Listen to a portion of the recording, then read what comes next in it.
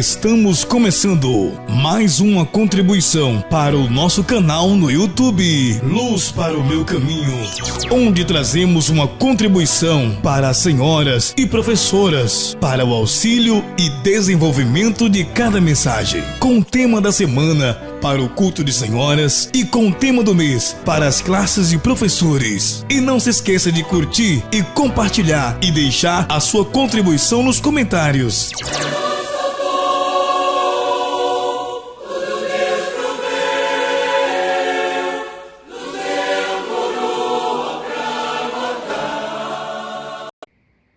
Nós saudamos a todos com a paz do Senhor Jesus. Nós estamos iniciando mais uma contribuição para o trabalho que fazemos aí para o culto de senhoras.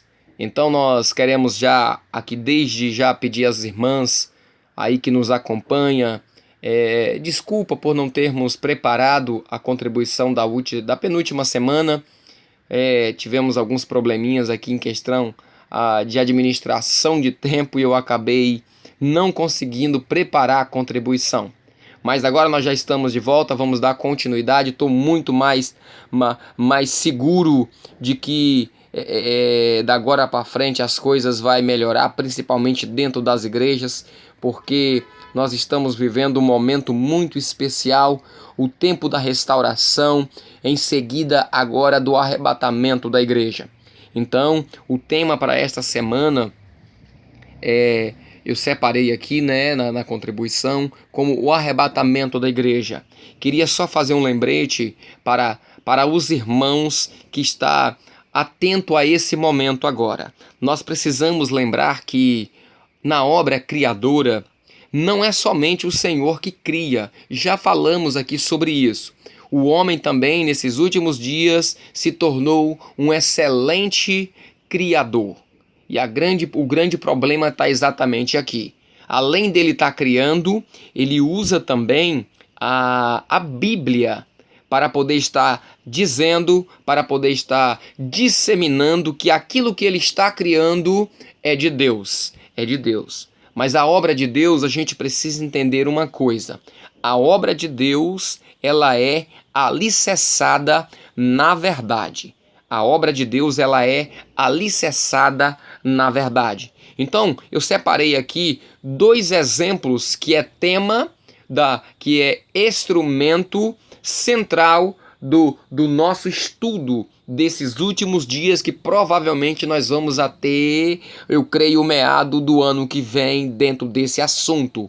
Porque é muita coisa que a igreja precisa despertar desse momento de dormência o qual nós passamos. Passamos aqui muitos anos de dormência, muitos anos toscanejando aqui, cochilando, assim como o Senhor profetizou lá na parábola das 10 virgens. Então, a gente precisa entender que Jesus verdadeiramente está voltando.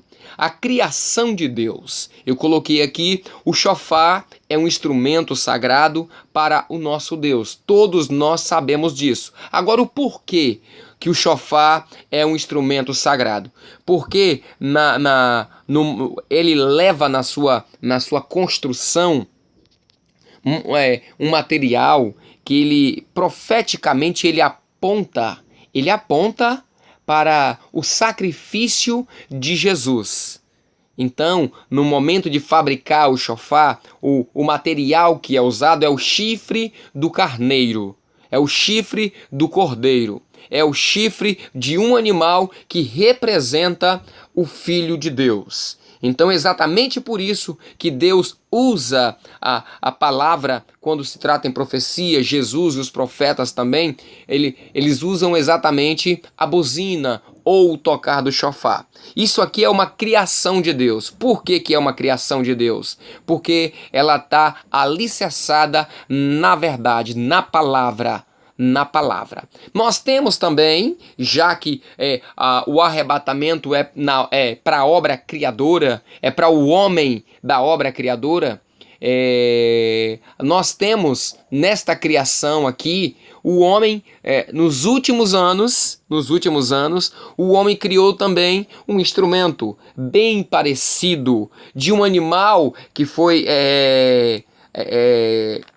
tido como limpo pelo próprio Deus, só que profeticamente ele não representa o Cordeiro de Deus. E que instrumento é esse? Esse instrumento já pregamos também, já falamos, preparamos uma contribuição sobre o berrante.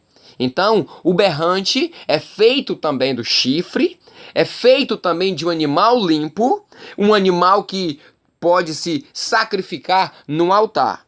Porém, há uma grande diferença. Qual diferença é essa? Que o Senhor revelou que seria feito do cordeiro. Seria exatamente esse instrumento feito do chifre do cordeiro que seria usado como buzina, que seria usado como o processar, o ecoar da profecia, o ecoar da voz do Espírito, voz de buzina.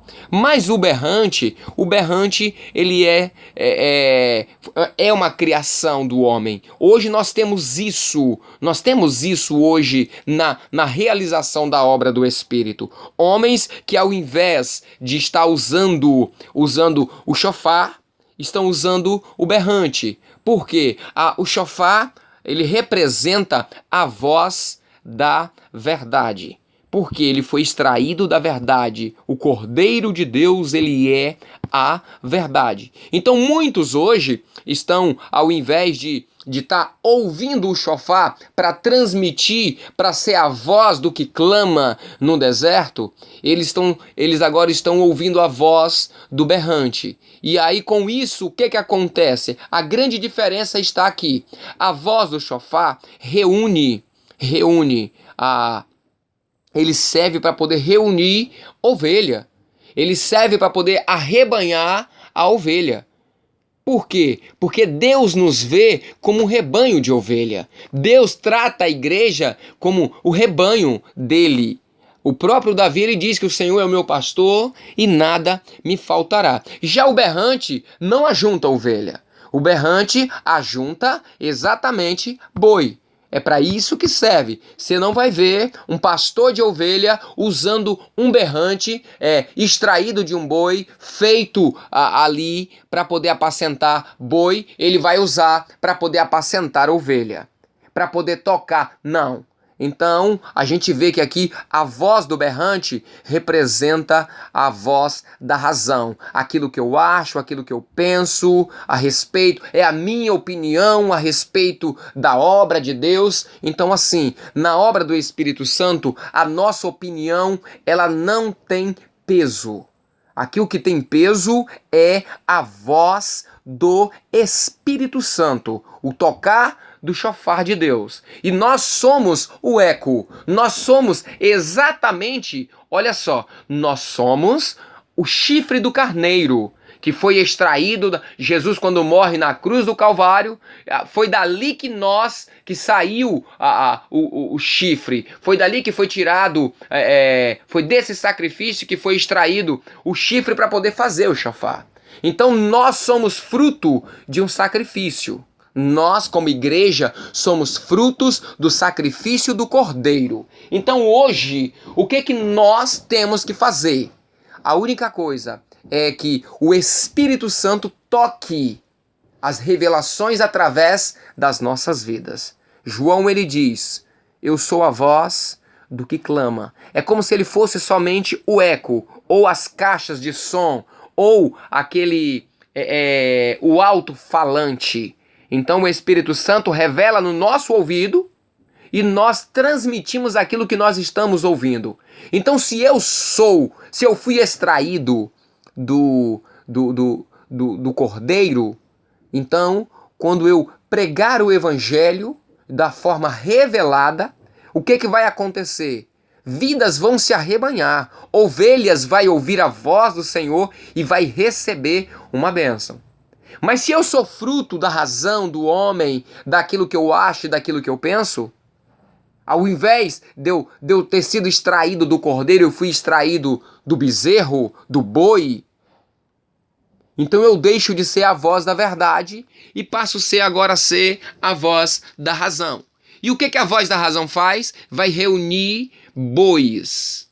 Vai trazer e vai reunir bois. Aqui o boiadeiro, ele tinha o berrante, ele toca, o boi segue, ele reúne através daquilo ali. Então assim, ao invés de termos uma reunião de ovelhas dóceis, daquelas que querem ser conduzidas pelo bom pastor, nós seremos agora homens e mulheres embasados nas nossas razões, discordando, despregando e fazendo aquilo que nós queremos. E dizendo que é de Deus. E dizendo que é de Deus. Então, uma coisa nós precisamos entender. Existem 3 tipos de espírito. O espírito do homem, o espírito do maligno e o espírito de Deus. Cabe agora nós aprendermos a distinguir que voz nós estamos ouvindo para que nós possamos ecoá-la, para que nós possamos transmitir aos gentios. Porque a Bíblia, ela nos relata exatamente sobre isso. Amém? Então nós vamos aqui rapidamente, lendo o texto do Evangelho de Lucas, qual a expressão usada pelo Senhor Jesus para advertir a sua igreja. O advertir aqui é ensinar. É ensinar a igreja, né? Quanto o momento que precede o arrebatamento. O momento que antecede. Então aqui quando a gente pega a parábola das 10 virgens, o Senhor contou uma parábola que iria distinguir o reino dos céus. Como é que seria? Seria como 10, onde 5 estava preparada, todas as 10 começou, tudo certinho, tudo bonitinho, com vestes, com candeia, com óleo e com fogo. Porém, somente 5 tinha uma reserva. Todas elas estavam preparadas para um momento, né? Todas elas se prepararam para um momento, só que a Bíblia diz que tardou-se o esposo. E tardando-se o esposo, todas adormeceram. Então assim, a gente pode ter começado bonitinho lá a nossa caminhada com o Senhor. Mas o final dela tem que ser do jeito que está profetizado. Se não for, nós não entraremos na eternidade. E como é que está profetizado? À meia-noite, ouviu-se um clamor. Aí vem o esposo, sai ao encontro. Então aqui a gente vê que está mostrando uma saída. Está mostrando que todas adormeceram. O adormecer hoje é muito comum na caminhada do cristão. O que nós precisamos fazer é estar atento. Estamos aqui adormecidos, tá? Mas o Espírito Santo, agora ele clama à meia-noite, que é o período profético qual nós estamos vivendo. Então, ou seja, o Senhor Jesus, ele já tardou. Ele já tardou, certo? Por que tardou? Porque tem uma profecia aqui se os irmãos pararem para observar, no samaritano, ele deixa 2 dinheiro. E segundo os estudos, aqueles 2 dinheiro, cada dinheiro era equivalente a uma diária. E aquele samaritano deixou ali 2 dinheiro e ele disse assim, olha, o que passar disso aqui, quando eu voltar, eu acertarei contigo.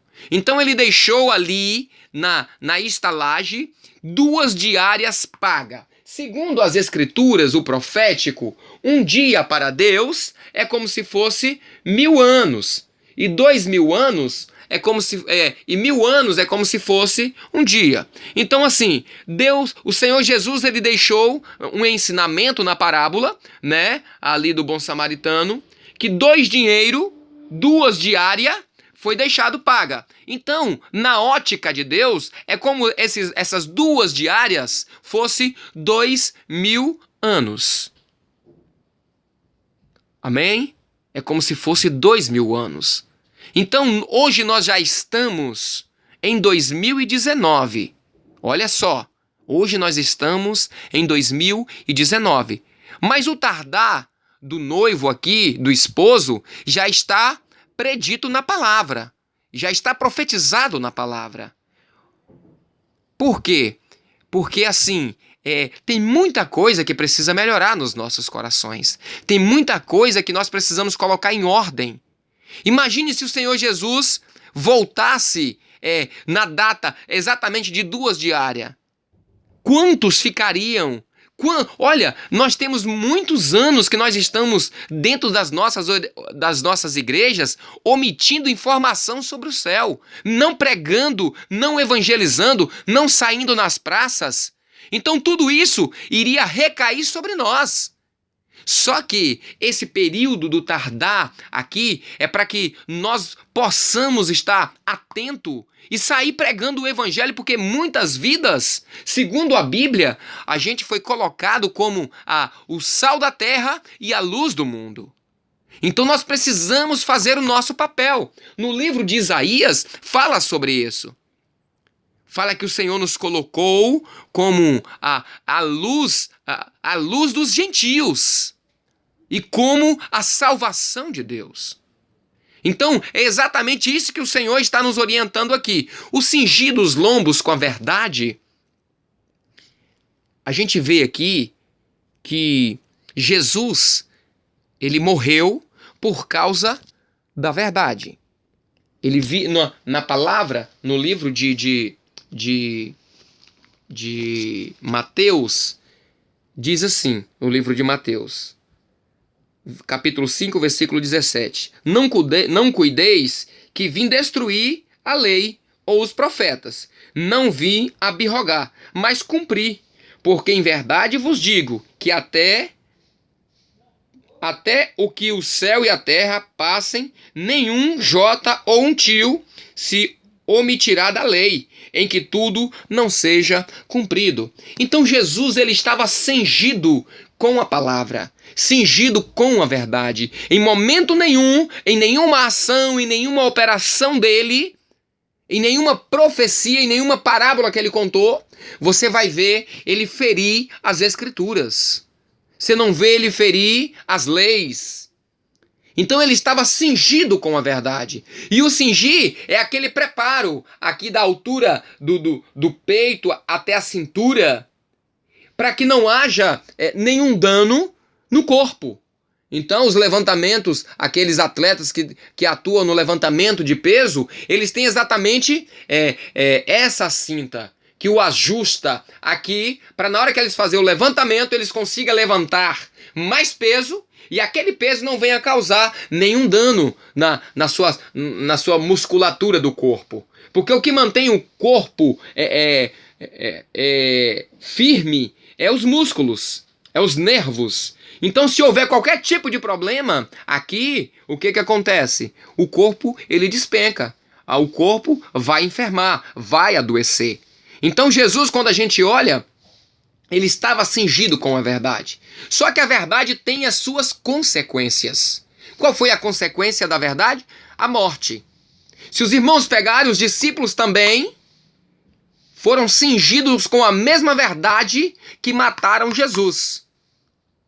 A grande questão é que todos também morreram. Agora, onde está o triunfo? Jesus, ele triunfou sobre a morte porque ele estava cingido com a verdade.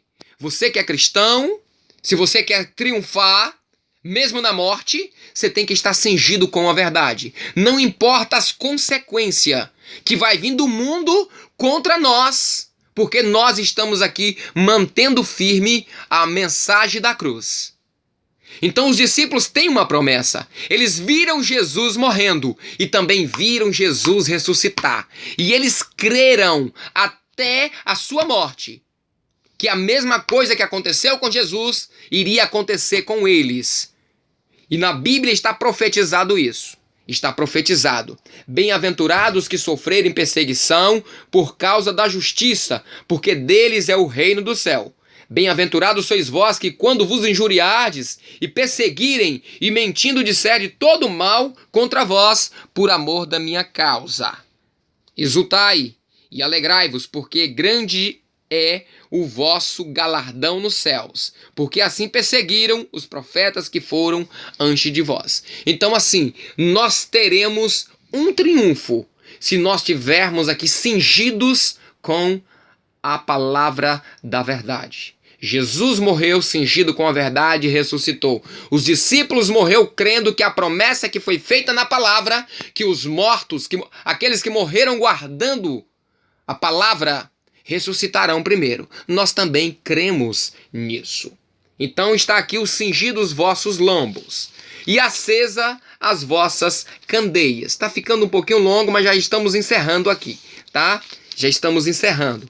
Então em Isaías, no capítulo 49, no versículo 6, e disse mais: pouco é que seja o meu servo, para que restaure as tribos de Jacó e tornares a trazer os guardas de Israel. Também te dei para a luz dos gentios, para seres a minha salvação até a extremidade da terra. Estava comentando aqui, junto com minha esposa, preparando a contribuição, e a gente, a respeito da luz. A luz, ela, além de servir para nos identificar, imagine aí você em um lugar escuro, e do nada você consegue enxergar a luz. Qual será o seu objetivo que está em trevas? É chegar até aquela determinada claridade, aquela luz que você viu. Sabendo que quando chega lá, você pode ter informação de alguém, você pode pedir para passar a noite ali, você pode estar fugindo agora das trevas de alguém. Então assim, o que vai acontecer quando a gente chega naquele ambiente que tem a luz? A primeira coisa que nós vamos fazer é pedir informação, se tem alguma cidade ali perto, se tem como passarmos a noite ali. Então aqui, nós somos a luz dos gentios e a salvação de Deus. Por quê? Quando alguém chega até você, através do seu testemunho, através daquilo que você prega, através daquilo que você faz, isso é luz. Do mesmo jeitinho que pediu aqui, acesa as vossas candeias. Porque o mundo está em trevas. O período da meia-noite mostra densas trevas. E o que as pessoas querem é um lugar que tenha luz, para que eles possam passar a noite, para que possam continuar a sua caminhada no amanhecer do dia. Então, o papel da igreja é exatamente esse. O papel da igreja é exatamente esse. Tem que estar acesas as nossas candeias. Ah, sim, mas eu conheço o evangelho, tá? Estou cingido com a verdade. Então, somente o conhecimento da verdade, somente o conhecimento da Bíblia, porque assim, a leitura, o conhecimento superficial não representa a verdade. O que representa a verdade é a revelação do Espírito. É aquilo que o Espírito tem para nos conduzir através das Escrituras Sagradas. Mas só o conhecimento dela, que é o cingir-se aqui, quando é que eu vou estar cingido com a verdade? Quando o Espírito Santo revela ela para mim. Porque até então, Bíblia todo mundo tem. Quando é que a Bíblia ela passa a ser uma verdade? Quando o Espírito Santo confia em nós e começa a revelar ela para cada um de nós. Então a revelação segundo as Escrituras não é para qualquer um. Muitos estão aí usando o berrante e dizendo que não, aqui também os interesses bíblicos estão aqui. Mas quando você vai ver, são mensagens que estão defendendo a sua própria razão, os seus próprios interesses. Não é a voz do chofar. Não é o toque da verdade, não é aquilo que codifica, que quem está ouvindo aquela codificação, aquele tocar ali, ele vai entender a que hora nós estamos da noite. O tocar do berrante não nos mostra a que hora nós estamos da noite. Por quê? Porque o berrante não é para a eternidade. O berrante é para essa vida. O berrante é para as coisas passageiras. É para nossa razão, para aquilo que eu quero, para aquilo que eu penso. É para defender aquilo que eu acho que é verdade. Mas já o chofar não. Quando o chofar toca, nós sabemos se é para reunir, se é para jejuar, se é para chorar, se é para se preparar. A igreja ela tem a sua audição, ela é distinta, ela é clara, ela entende o que o Espírito diz à igreja. Aqui está a grande diferença. Qual a voz que você está ouvindo? A voz da verdade ou a voz da razão? Aquilo que você acha que é evangelho, aquilo que parece ser santo, aquilo que parece agradar a Deus? O posicionamento da buzina, tanto do chofar quanto do berrante, pode até mesmo estar apontado os dois para o céu. Mas o que vai distinguir é o profético. É aquilo que foi extraído do Cordeiro. Jesus é o Cordeiro de Deus. A verdade ela tem que apontar a Jesus. O Espírito Santo aponta a Jesus. O Espírito Santo aponta o Cordeiro. E não o boi, não a nossa força, não a nossa razão, não aquilo que a gente acha ou aquilo que a gente pensa. Amém? Espero que possa ter ajudado as irmãs, deixando bem claro. A contribuição não é para as irmãs pregar da mesma forma, mas sim para que possa entender o tema do assunto que vão pregar amanhã. Então é exatamente dessa forma, porque o Espírito Santo ele está proclamando isso no meio do seu povo. Amém? A todos, a paz do Senhor Jesus.